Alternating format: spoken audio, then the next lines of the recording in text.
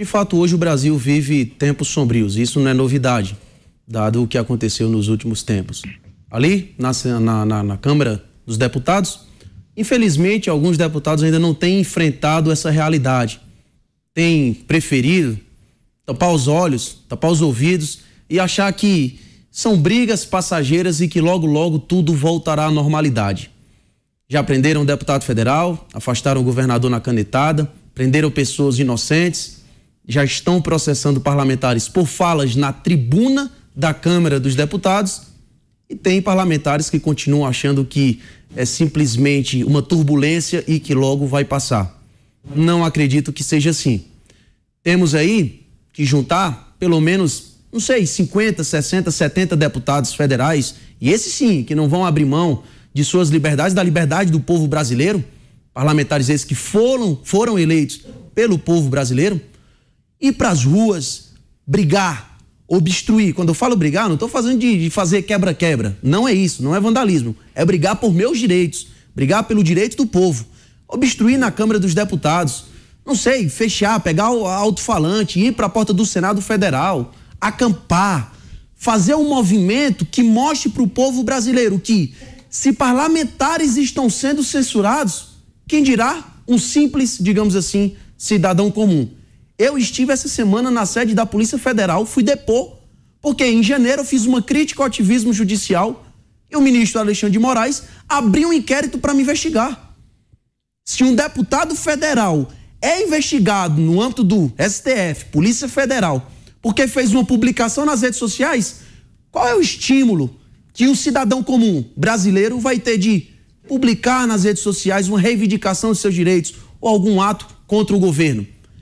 Vamos fazer com que esses parlamentares abram os olhos e sim, ao lado do povo brasileiro, lutar pela nossa liberdade.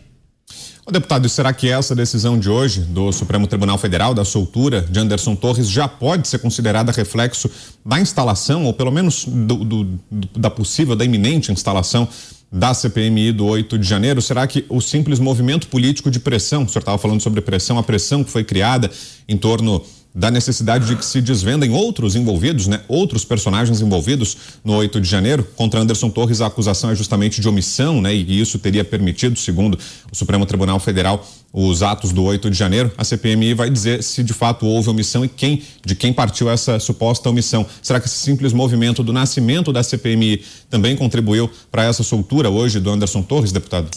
Eu não tenho dúvida. Falei no começo que não é motivo para se comemorar, mas cada movimento que é feito em Brasília, abertura de CPI, pronunciamentos, obstrução e etc., reflete no Poder Executivo, reflete no Judiciário, os senadores pedindo para visitar, 42 senadores, maioria do Senado Federal, pedindo a um único ministro que não recebeu um voto sequer do povo brasileiro, pedindo para visitar um inocente que foi preso. Então, são movimentações que, com a abertura da CPMI, vamos trazer fatos. Opa, pera lá.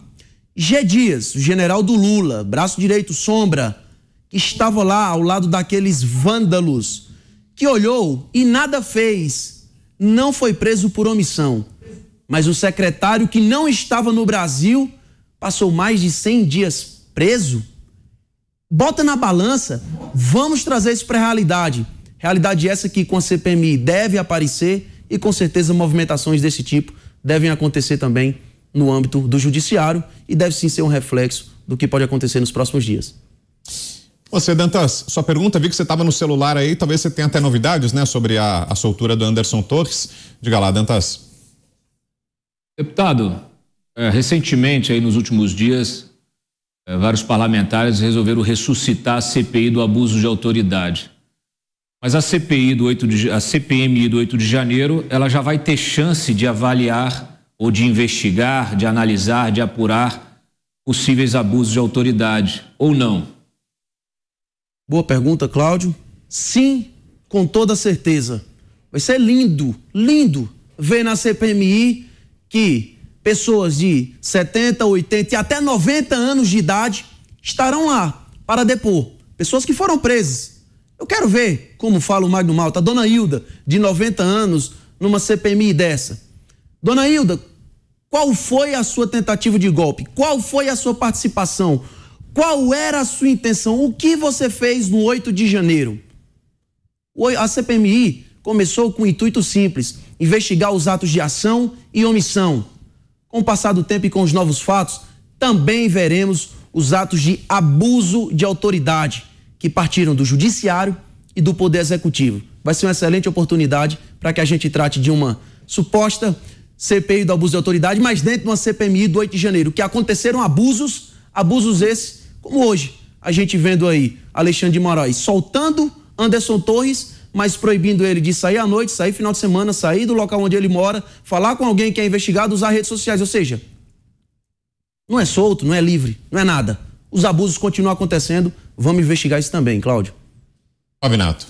A gente sabe, deputado, que eu sempre tive essa percepção que se tudo for investigado direitinho, vai chegar a PGR, vai chegar ao STF, vai chegar ao Executivo, vai pegar em todo lugar.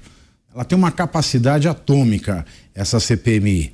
Mas vamos lá, a gente já sabe que vai chegar, porque a gente sabe que teve abuso de autoridade. O crime de abuso de autoridade é uma legislação nova no Brasil, de 2019, e entre outros tipos, né, que caracterizam esse crime cometido por juízes de qualquer esfera e membros do Ministério Público, estão determinar a prisão sem fato previsto em lei. E nós vimos aí a baseada. Agora, só para a gente ficar mais restrito ainda, para ficar fácil de entender, quando um ministro, ele dá uma penalidade sem previsão na lei, isso também é abuso de autoridade? Ou quando ele nega ao presidente Bolsonaro o direito de conceder a graça a quem ele bem entenda, tendo a sua jurisprudência dito já que, no caso Lula, ele poderia ter dado a graça por Cesare Battisti ou quem ele quisesse. Bom, que há abuso de autoridade a gente tem. Isso está registrado e publicado no Diário Oficial da Justiça. Agora, com isso na mão, a pergunta para mim, e a pergunta que o povo sempre faz é: e aí? O que se vai fazer com esse material todo na mão? Quem é que vai enquadrar o juiz maior? O presidente da Câmara ou do Senado vai topar fazer alguma coisa? Vocês podem fazer uma obstrução de todas as pautas até que sejam punidos aqueles que cometeram abuso de autoridade. O que a gente vai fazer com esse monte de prova? Porque caso contrário, o povo vai ficar mais revoltado. A gente vai ver a comprovação de um monte de coisa errada e vai ver que não adianta, porque ninguém vai ser responsabilizado. Pavinato, não precisa ter maioria para obstruir na Câmara e no Senado. Quem fala isso é uma ilusão. Não precisa. Eu tenho certeza que 15 senadores, 20 senadores, 60 deputados federais conseguem fazer uma obstrução total. Espero que alguém tenha coragem que não precise chegar nesse ponto. Mas, se vermos claramente, eu já vi, mas se a imprensa, se todo mundo, o povão em geral, perceber os abusos de autoridades comprovados dentro da CPMI, que para mim não precisa ser comprovado porque já são fatos, mas que serão comprovados com a CPMI, com certeza pessoas terão que cair através de itens constitucionais. Não estou falando de golpe, não estou falando de tentativa de tomada de poder. Se Pacheco, que hoje é o responsável para pautar impeachment de ministro, ou seja lá qual for a esfera, não o fizer, prevaricando, cabe a nós, parlamentares, e eu falo também não só para o povo, mas para os meus colegas parlamentares, cabe a nós, parlamentares, obstruirmos tudo. Não interessa se vai ser votado projeto de saneamento básico, projeto de saúde, projeto de igualdade salarial, seja o que for. Se eu não tenho uma liberdade de expressão e se eu não tenho a garantia de que a lei funciona no meu país, nada mais me interessa. Então, espero que os parlamentares em geral entendam isso e que, se não for resolvido o assunto, todos nós passamos a obstruir 100% na Câmara dos Deputados e no Senado Federal, com o apoio do povo brasileiro. Mota. Deputado, na sua opinião, qual é o sentimento do Congresso hoje, na Câmara dos Deputados e no Senado? Existe essa percepção do momento que o Brasil está atravessando, O Congresso compartilha com o povo brasileiro essa urgência de se posicionar em relação às restrições que a liberdade está sofrendo? Olha, existe, eu vou te falar, nos bastidores, e isso me revolta muito, porque o que eu sou nos bastidores, eu também sou publicamente. A minha revolta dos bastidores, eu exponho ali no plenário da Câmara dos Deputados, na tribuna da Câmara dos Deputados, ou aqui, quando eu falo abertamente na TV, em entrevistas. O que me revolta é que a maioria dos parlamentares que não falam na tribuna, ou que não dão opinião, não emitem opinião sobre esse atentado grave, e esse sim, de fato, a democracia brasileira, nos bastidores eles falam, é um absurdo o que está acontecendo no Brasil. Eu não concordo com o que o STF está fazendo. Eu achei muito errada essa atitude de Alexandre de Moraes mandar que o Telegram colocasse uma mensagem que ele escreveu, baseada em qual lei? Qual a lei onde um aplicativo posta algo, o ministro não gosta e manda que o aplicativo poste para todo mundo algo escrito por ele? Não existe. Nos bastidores, a maioria, eu falo isso sem medo, a maioria dos parlamentares estão enxergando, estão percebendo.